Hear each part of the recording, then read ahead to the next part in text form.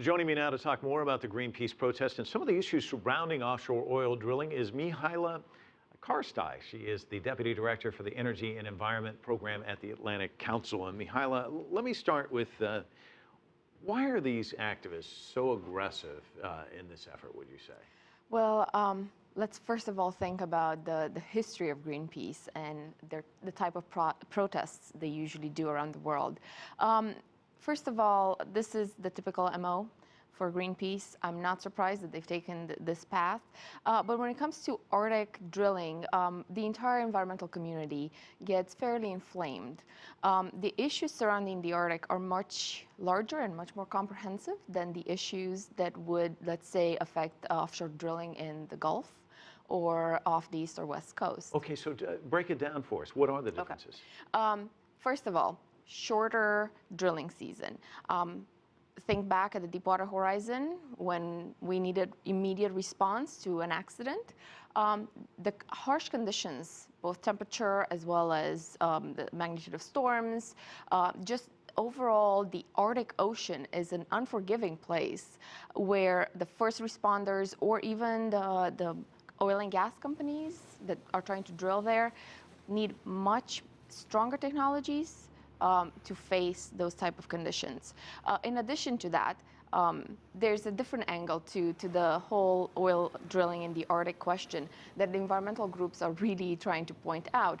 The fact that we can actually drill in the Arctic right now, the fact that we have a longer drilling season, which lasts from about the end of June till end of September, mid-October, is due to climate change. And we are seeking to drill to extract more fossil resources that will then accelerate climate change. But let me ask you, because you brought up what happened down in Louisiana, which people is still very top of mind for a lot of folks.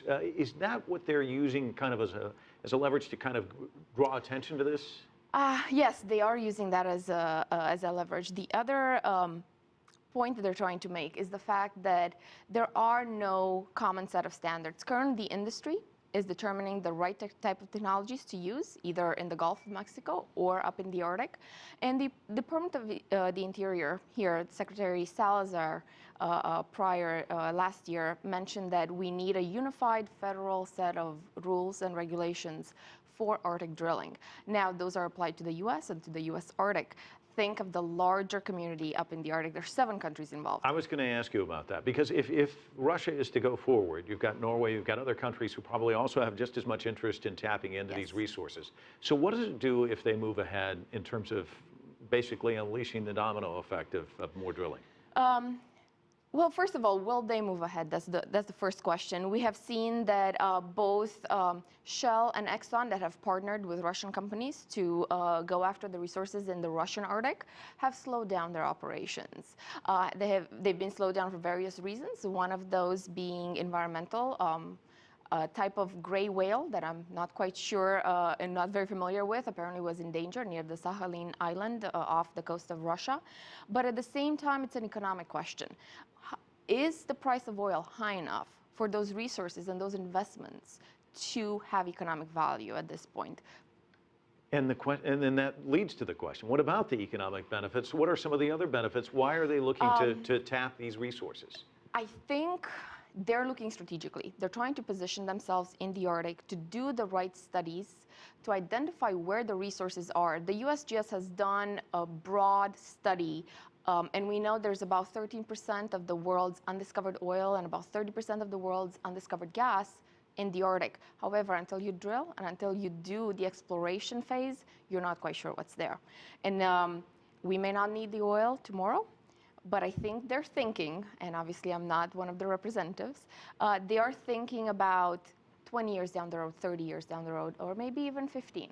So how tough is it to tap this resource there in that area? I mean, you're talking about the complications of the weather and all of that. The lack of infrastructure, exactly. The lack of population. Let's just sort of think off the coast of Alaska, because obviously I'm less familiar with what's going on in Russia, but if you're looking at just the U.S., where we're fairly comfortable with our responders, with the Coast Guard, with the knowledge that our oil and gas companies have, think about what happened in 2010 with Deepwater Horizon.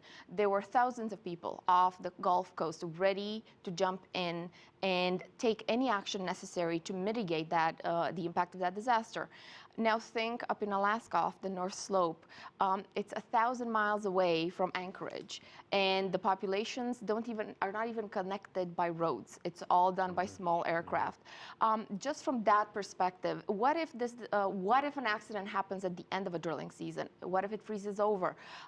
Currently, we don't have answers to those questions. Well, there are a lot more questions to ask, and unfortunately, we don't have a lot of time. Mihaela, Obviously. thank you so much for joining us Thanks tonight. so much for having me. Appreciate it.